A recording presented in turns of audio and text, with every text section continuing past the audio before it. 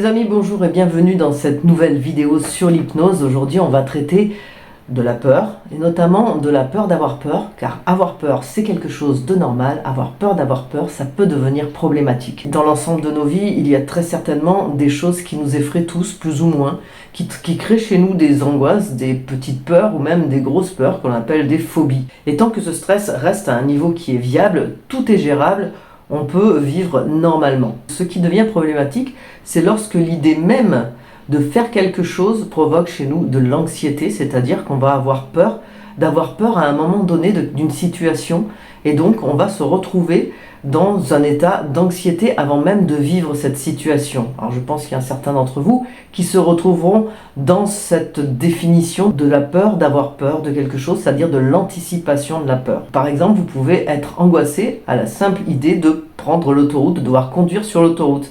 Alors on ne rigole pas parce que c'est bel et bien une des problématiques qui revient souvent en cabinet. La peur de l'autoroute, la peur de conduire sur ces voies-là, alors que finalement, concrètement, il n'y a pas plus de danger sur une autoroute que sur une route nationale ou sur tout autre axe lorsque l'on est au volant d'une voiture.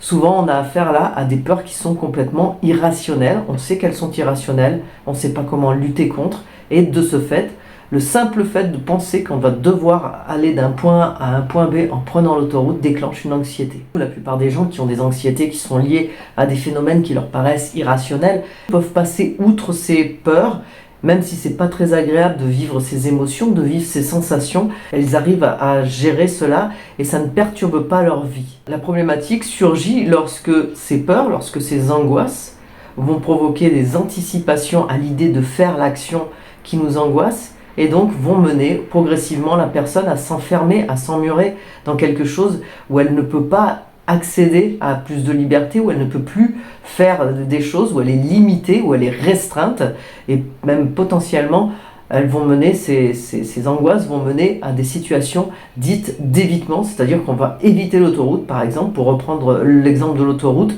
et puis prendre des nationales, rallonger ses temps de trajet, rallonger ses temps de fatigue et se dire à chaque fois que finalement, si on n'arrive pas à prendre l'autoroute, c'est qu'on n'est pas capable, c'est que on vaut moins que les autres, et petit à petit, on va même grignoter sur notre potentielle confiance en soi, et les gens vont s'enfermer, ne vont plus oser bouger, puisqu'à chaque fois qu'ils doivent bouger, ils doivent le demander.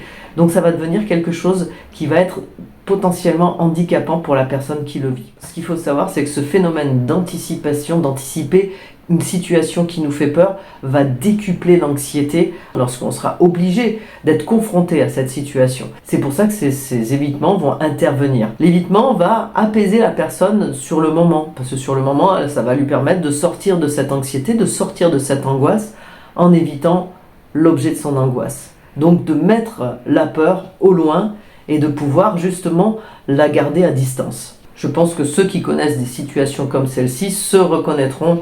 Même si c'est pas la peur de l'autoroute, ça peut être les araignées, ça peut être les tunnels, ça peut être l'avion, ça peut être beaucoup de choses. On peut avoir une phobie sur des choses qui sont pour les autres totalement anodines.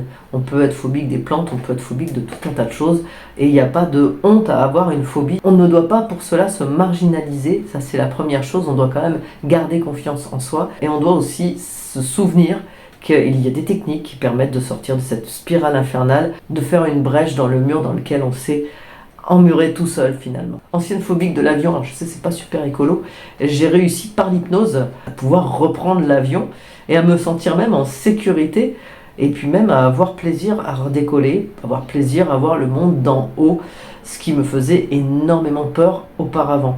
Donc ça c'est grâce à l'hypnose et à certaines techniques de l'hypnose. Alors il faut dire que pour se débarrasser d'une peur, je tiens à préciser qu'il va falloir un certain temps, un certain nombre de séances. On ne fait pas ça en une séance.